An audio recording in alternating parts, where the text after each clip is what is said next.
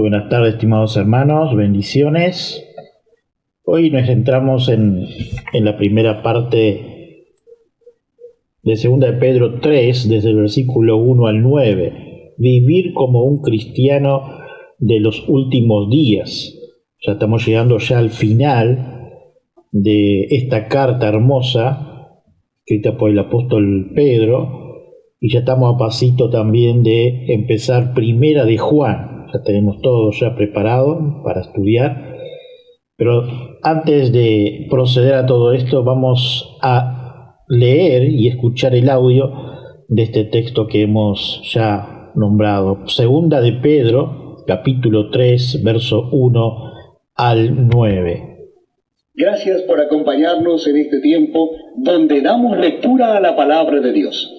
Lo estamos haciendo en el Nuevo Testamento. Casi al final del Nuevo Testamento, ustedes encontrarán la segunda carta del apóstol Pedro. Vamos a leer la segunda carta, capítulo 3 de esta segunda carta del apóstol Pedro. ¿Ya lo encontraron? Segunda carta de Pedro, capítulo 3. Dice así la palabra de Dios. Amados, esta es la segunda carta que os escribo. Y en ambas despierto con exhortación vuestro limpio entendimiento, para que tengáis memoria de las palabras que antes han sido dichas por los santos profetas, y del mandamiento del Señor y Salvador dado por vuestros apóstoles, sabiendo primero esto, que en los postreros días vendrán burladores andando según sus propias concupiscencias, y diciendo, ¿dónde está la promesa de su advenimiento? Porque desde el día en que los padres durmieron, todas las cosas permanecen así como desde el principio de la creación. Estos ignoran voluntariamente que en el tiempo antiguo fueron hechos por la palabra de Dios los cielos y también la tierra, que proviene del agua y por el agua subsiste. Por lo cual el mundo de entonces pereció anegado en agua, pero los cielos y la tierra que existen ahora están reservados por la misma palabra, guardados para el fuego en el día del juicio y de la perdición de los hombres impíos. Mas, oh amados, no ignoréis esto, que para con el Señor un día es como 1000 años, y 1000 años como un día. El Señor no retarda su promesa, según algunos la tienen por tardanza, sino que es paciente para con nosotros, no queriendo que ninguno perezca, sino que todos procedan al arrepentimiento. Hasta aquí el versículo 9, que hemos leído desde el 1 al 9, de 2 de Pedro. Antes de comenzar, le vamos a pedir a nuestro amigo y estimado pastor Gustavo que esté orando para iniciar este hermoso estudio. Muy bien, amada Iglesia, oremos al Señor. Amado Padre Celestial, gracias por este privilegio que tenemos viernes a viernes de nutrirnos de tu bendita palabra. Que tu Santo Espíritu nos ministre a través de ella, Señor, y permite que tu siervo la exponga, Señor, de la mejor forma. Por el mérito de Cristo en la cruz. Amén. Amén, muchas gracias. Una vez más, bienvenido. El tema es vivir como un cristiano de los últimos días. Amados, esta es la segunda carta que os escribo, dice el apóstol Pedro, y en ambas despierto con exhortación vuestro limpio entendimiento para que tengáis memoria de la palabra que antes ha sido dicho por los santos profetas y del mandamiento del Señor y Salvador dado por vuestros apóstoles. El apóstol Pedro ya nos dijo por medio de su escritura, y lo recordamos en 1 de Pedro 1, 12 al 13, que en estos versos que hemos leído 1 y 2, enfatiza nuevamente a que la luz de la venida de Jesús y de la profecía. Las mentes más puras necesitan ser estimuladas de vez en cuando. Sería una gran lástima estimular la mente impuras. Eso solo traería daño, pero las mentes puras pueden ser estimuladas cuando se den, y cuando más mejor. Pedro el apóstol creía en la inspiración de la misma palabra de las Escrituras. No era de esos que pretendían pensadores avanzados que si pudieran arrancaría el alma mismo del libro y no dejaría nada, sino que escribió para que recordéis la palabra. La misma palabra que de fueron profundidad antes por los santos profetas. Dice alguien, pero la palabra no significa lo que realmente importa, es el sentido interior. Exactamente, eso mismo dijo el necio acerca de la cáscara de huevo. Dijo que no significaba, que solo importa el germen de vida interior del polluelo, así que rompió todas las cáscaras y con ello destruyó la vida. Si se nos pudiera quitar la palabra, el sentido mismo desaparecía, dice Spurgeon en su comentario. Vuestros apóstoles no significan simplemente vuestros misioneros, quienes os evangelizan, cuando los escritores del Nuevo Testamento se refieren simplemente a emisores de la Iglesia, con el término apóstol. Lo dice, en el contexto lo deja claro del Filipenses 2:25. Mas tuve por necesario enviaros a Epafrodito, mi hermano y colaborador y compañero de milicia, vuestro mensajero y ministrador de mis necesidades. El apóstol Pedro se refiere aquí a los apóstoles de Jesucristo. Son ellos, y solo ellos, quienes se equiparan a los profetas del Antiguo Testamento. Estamos viendo los versículos 1 y 2 de Segunda de Pedro 3. En este pasaje se nos presenta claramente el principio de las predicaciones que el apóstol Pedro cumplía. Primero, creía en el valor de la repetición. Sabía que es necesario que se diga una cosa y una otra vez hasta que penetre en nuestra mente. Cuando el apóstol Pablo estaba escribiendo a los filipenses, dijo que el repetir lo mismo una y otra vez a él no le cansaba y para ello era la más segura, Filipenses 3:1. Es por una continua repetición como se introduce y asienta en la mente del niño los rudimentos del conocimiento. Aquí hay algunos significados.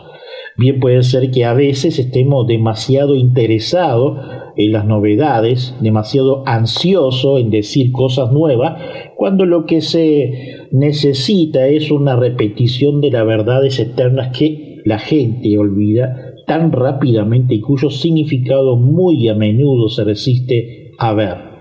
Hay ciertos alimentos de los que uno no se cansa nunca, son necesarios para su sustento diario y se le presenta todo el día.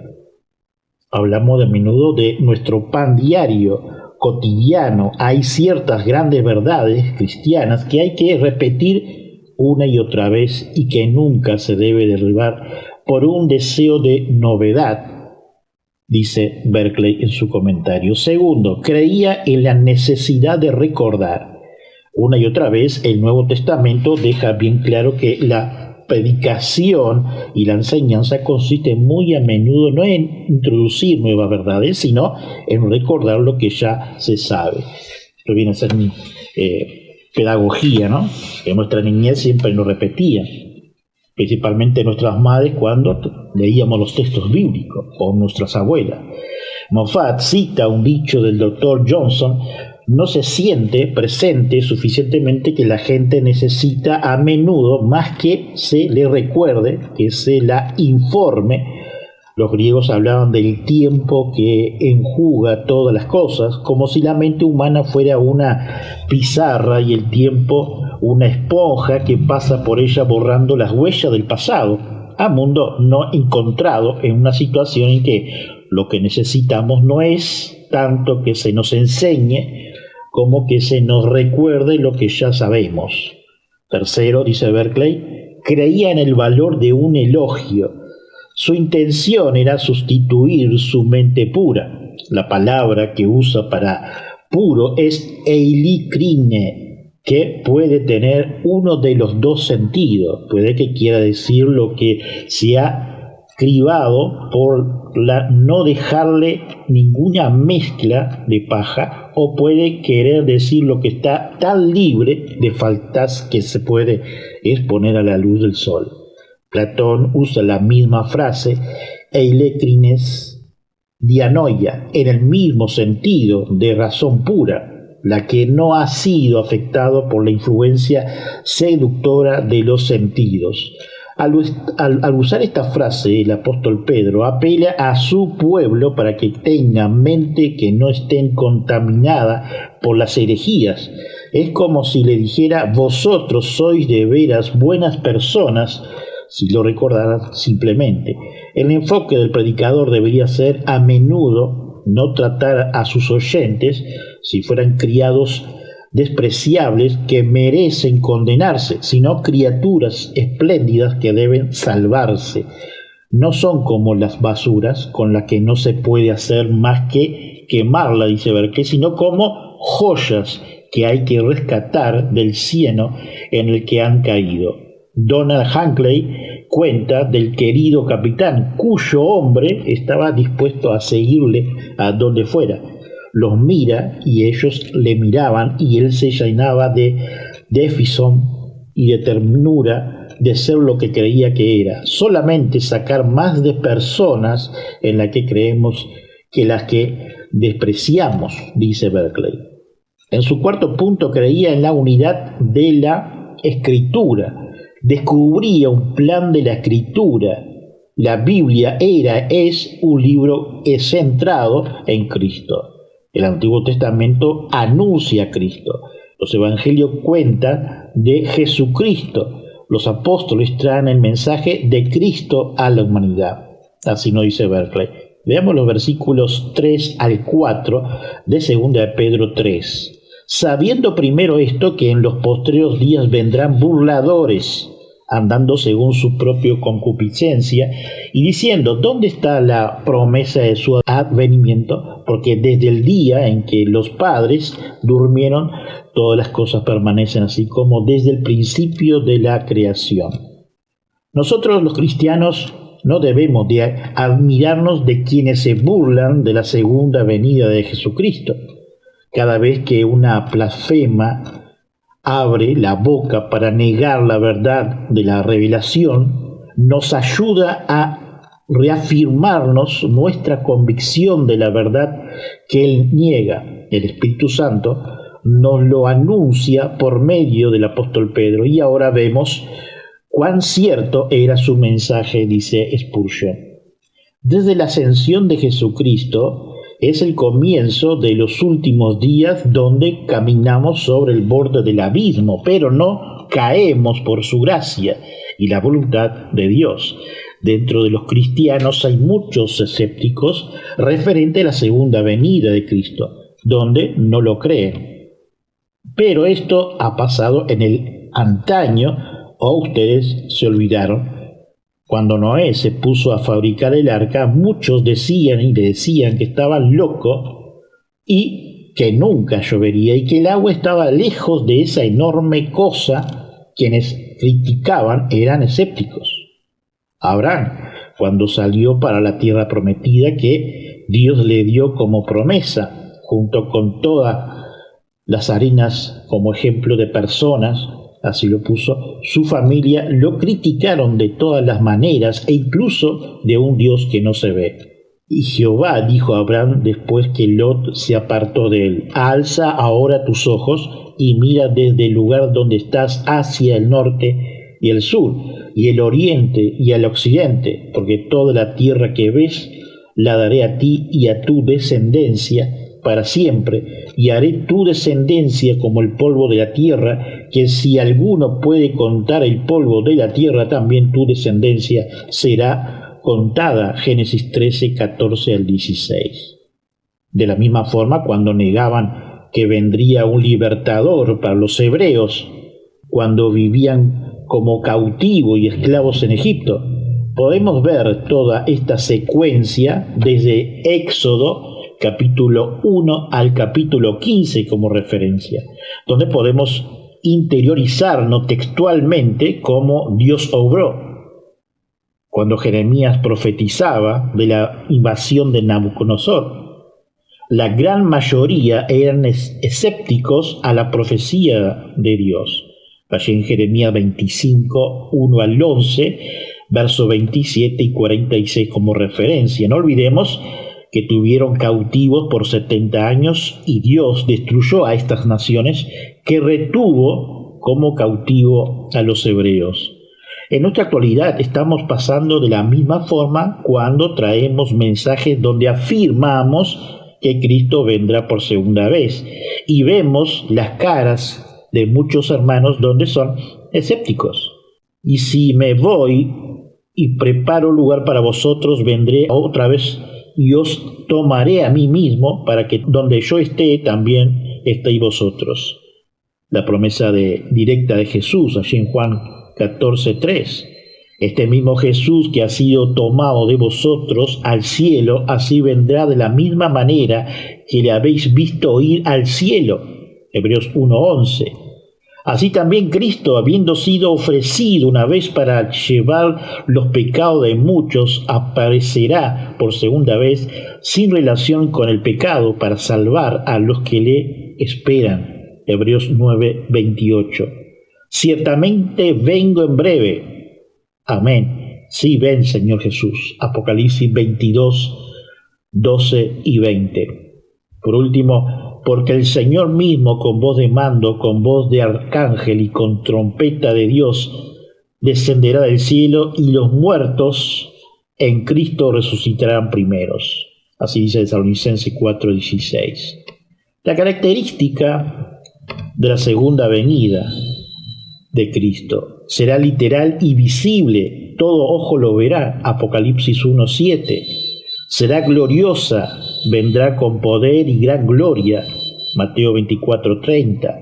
El tiempo es incierto, se describe que vendrá como ladrón en la noche, por lo que se exhorta a la preparación constante, así nos dice 1 Tesalonicenses 5:2 y Mateo 24:42.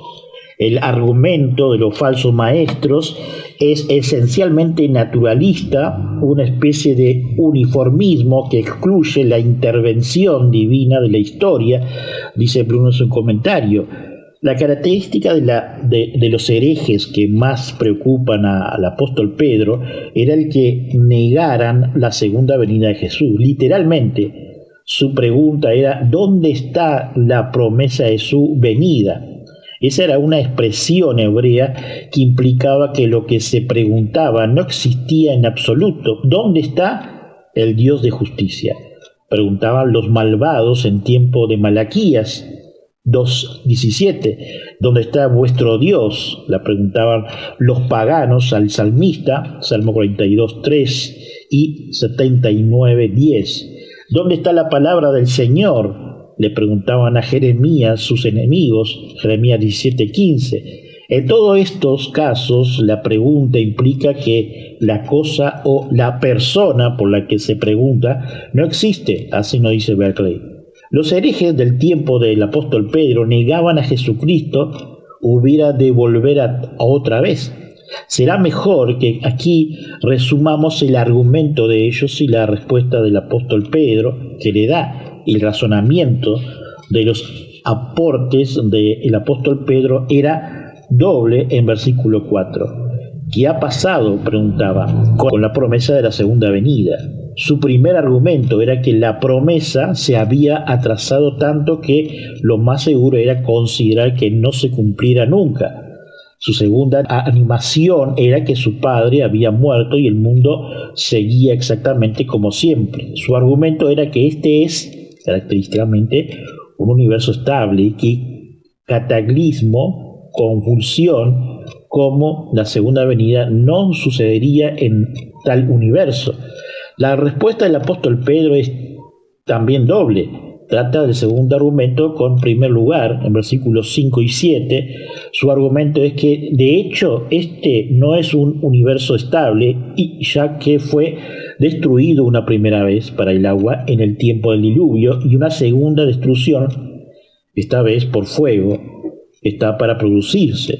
La segunda parte de su respuesta está en el versículo 8 al 9. Sus oponentes hablan de un retraso tan prolongado que se podía suponer que la segunda venida no iba a tener lugar jamás. La respuesta de Pedro es doble. Debe de estar el tiempo como Dios lo ve. Para él, un día es como 1000 años y 1000 años como un día. Dios no paga todo lo que viene por la tarde. B. En cualquier caso, la aparente lentitud de Dios para actuar no es una mera tardanza, es de hecho misericordia, dice Berkeley. Dios contiene su mano a fin de darle la oportunidad al pecador para arrepentirse y salvarse. Pedro llega a la conclusión, en el verso 10 que veremos, la segunda venida está para producir y vendrá con un terror repentino y una destrucción que disolverá el universo como un fuego que lo fundirá. Por último llega su demanda práctica en vista de esto, si estamos viviendo en un universo al que Jesucristo va a descender y que se apresura hacia la destrucción de los malvados. Sin duda, nos corresponde vivir en santidad para poder librarnos cuando llegue ese día terrible. La segunda venida se usaba como una serie de advertencia para la eminente moral, para que todos se preparen para encontrar con Dios, así nos dice Berkeley en su comentario. Veamos los versículos 5 y 6 de segunda de Pedro 3. Estos ignoran voluntariamente que en el tiempo antiguo fueron hechos por las palabras de Dios los cielos, y también la tierra que proviene del agua, y por el agua subsisten, por lo cual el mundo de entonces pereció anegados en el agua. Cada vez que un hijo nuestro se afiebra, lo primero que hacemos es ver cuánto tiene de temperatura por medio del termómetro.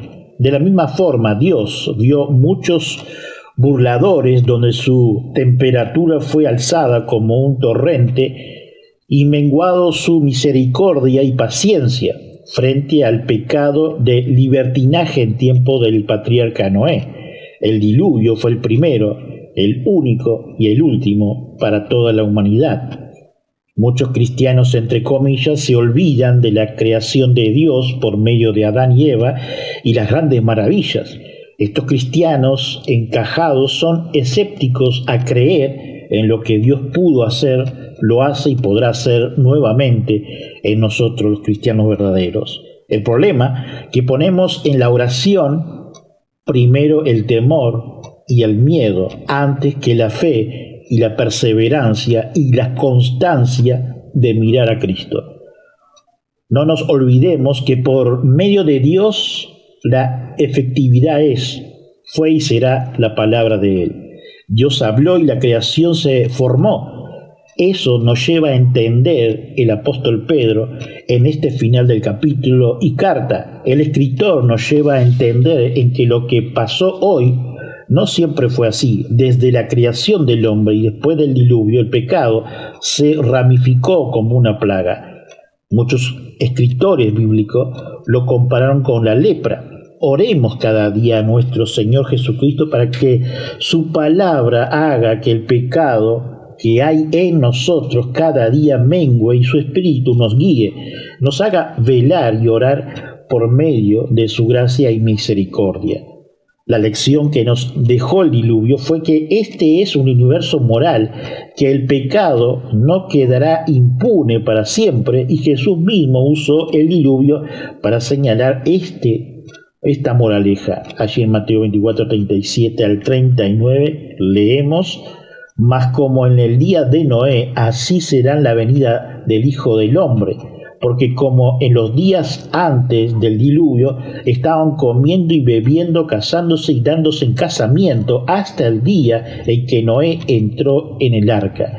Y no entendieron hasta que vino el diluvio y se llevó a todos, así será también la venida del Hijo del Hombre. Pero estos hombres optaron por ignorar, dice Green en su comentario. El primer argumento de Pedro es que el mundo no es eternamente estable. Lo que está tratando de decir es que el mundo antiguo fue destruido por agua. Exactamente con el mundo presente va a ser destruido por fuego. El detalle de este pasaje es difícil, sin embargo, dice que la tierra se formó del agua y a través del agua. Según la narración de Génesis, en el principio había una especie de caos acuático. El Espíritu de Dios se movía sobre la superficie del agua. Dijo Dios que haya un firmamento en medio de las aguas que separen las aguas de las aguas. Allí Génesis 1, versos 2 y verso 6. El mundo surgió de ese caos acuoso. Además, es el agua lo que sostiene el mundo, porque la vida se mantiene por el medio de la lluvia que descendió de los cielos. Lo que el apóstol Pedro quiere decir es que el mundo fue formado del agua y se sostiene por el agua, y fue este mismo elemento el que destruyó el mundo antiguo. Además, para clarificar este pasaje tenemos que advertir que la leyenda del diluvio se fue desarrollando como en otros casos de Segunda de Pedro y en Judas. En leyendas más tardías el diluvio supuso no solamente la destrucción de los pecados, sino la tierra, el cielo. Según eso, la advertencia que el apóstol Pedro transmite se podría expresar diciendo: vosotros decís que tal como son las cosas han sido siempre y seguirán siempre. Vosotros edificáis vuestras esperanzas sobre las ideas de que este es un universo inalterable. Estáis equivocados, porque el mundo antiguo fue formado del agua y sostenido por el agua, pero pereció en el diluvio. Podríamos decir, dice Berkeley, que esto no es más que una vieja leyenda, más que medio enterrado en las antigüedades del pasado, pero no podemos decir que un pasaje como este no tiene ningún sentido para nosotros. Cuando lo despojamos de los elementos de la antigüedad, leyenda y judía y su desarrollo posterior, aún nos quedamos con la verdad permanente que la historia con los ojos abiertos podrá descubrir en la ley moral en acción y la manera de que Dios trató con la humanidad. Freud, el gran historiador, decía que la historia es una voz que resuena a través de los siglos, diciendo que a fin de cuentas siempre le va mal a los malvados y bien a los buenos. Cuando Oliver Cromwell estaba organizando la educación de su hijo Richard, querría que supiera un poco de historia. De hecho, la lección de la historia es que hay un orden moral en el universo y que lo desafía, lo hace a su propio riesgo, dice Berkeley. Veamos el verso 7 de Segunda de Pedro 3. Pero los cielos y la tierra que existe ahora están reservados por la misma palabra, guardados para el fuego en el día del juicio y de la predicación de los hombres impíos. El apóstol Pedro estaba convencido de que, como el mundo antiguo fue destruido por el agua, el mundo presente sería destruido por fuego. Dice que eso está establecido por la misma palabra. Lo que quiere decir es que el Antiguo Testamento cuenta la historia del diluvio en el pasado y advierte de la destrucción por fuego en el futuro. Hay muchos pasajes de los profetas que él tomaría literalmente y que habría estado en su mente. Joel previó un tiempo en que Dios haría ver sangre y fuego y columna de humo. Joel 3:30. El salmista presenta un cuadro en el que, cuando Dios venga, un fuego devorador le precederá. Salmo 50, verso 3. Isaías mismo, el profeta, habla de una llama de fuego devorando.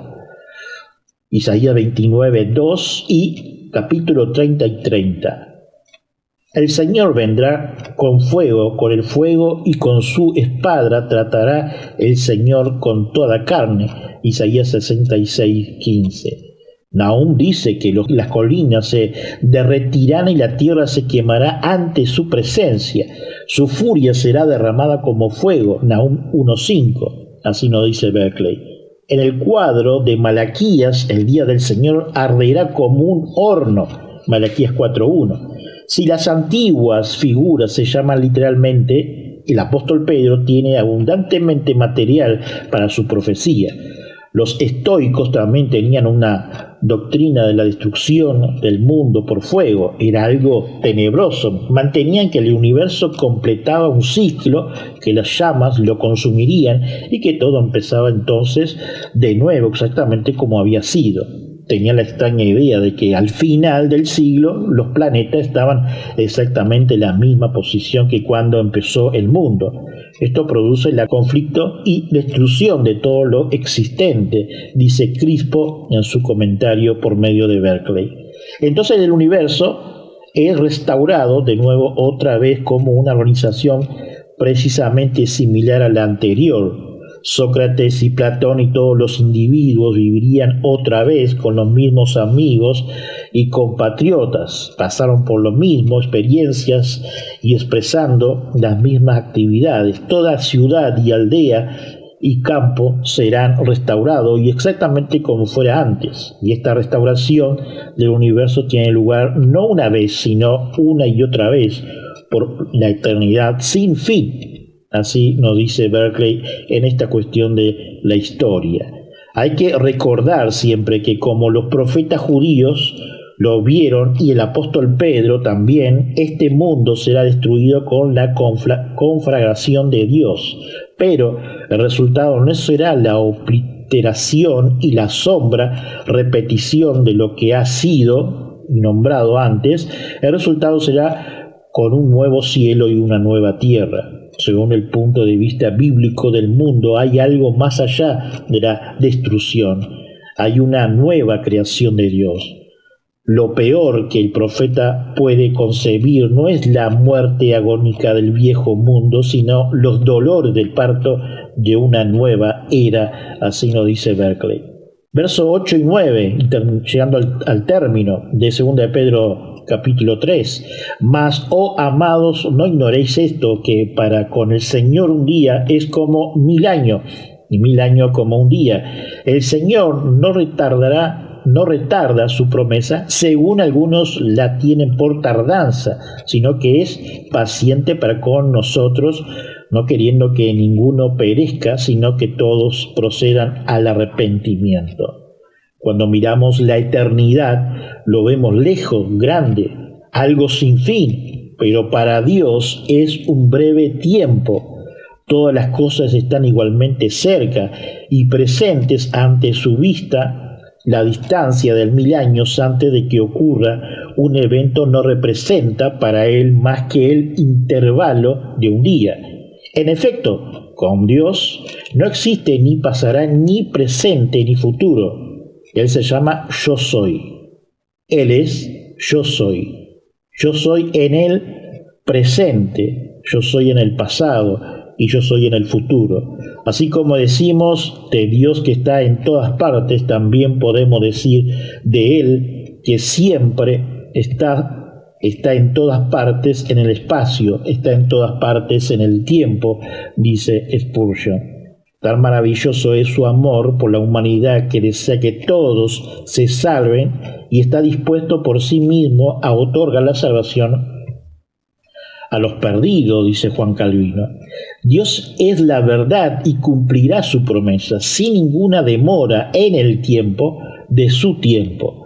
Si vemos la demora desde nuestra humanidad, en su tiempo venga la iglesia natural y pecaminosa.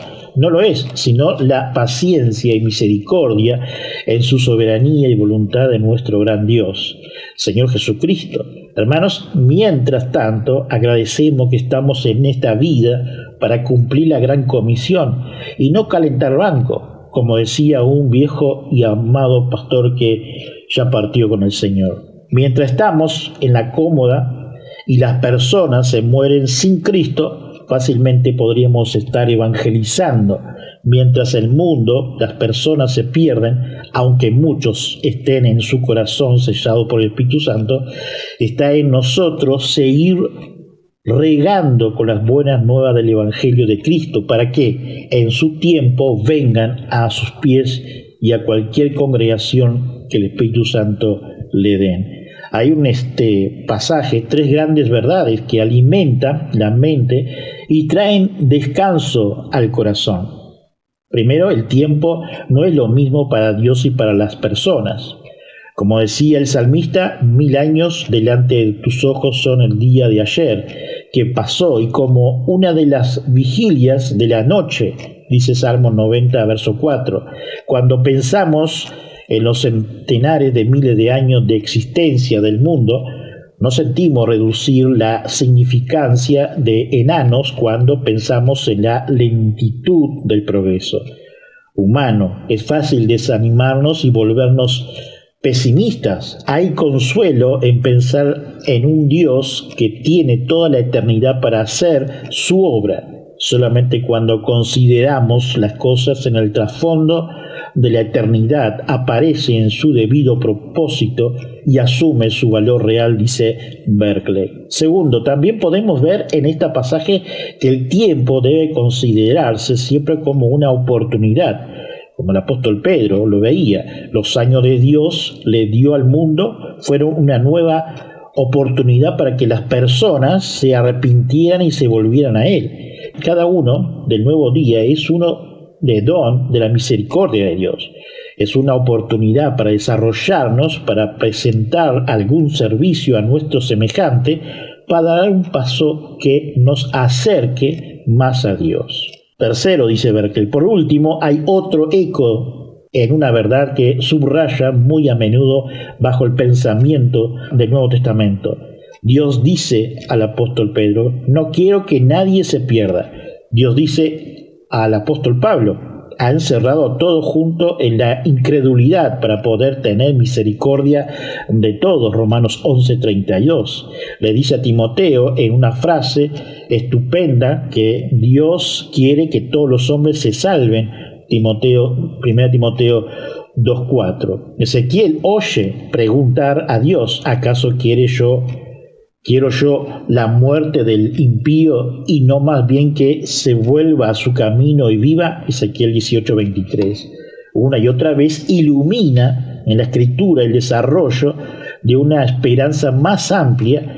No se nos prohíbe creer que de alguna manera y en algún momento el Dios que ama al mundo de tal manera lo atraerá así, nos dice Berkeley en su final, y llegamos y terminamos con esta oración. Señor, gracias por tu gran amor y misericordia, pero también por esta oportunidad para reflexionar, Señor, de nuestra vida, del propósito de cada uno de nosotros y a veces, ¿por qué no?, cuando éramos jóvenes, ¿cuál es la voluntad de Dios, pastor?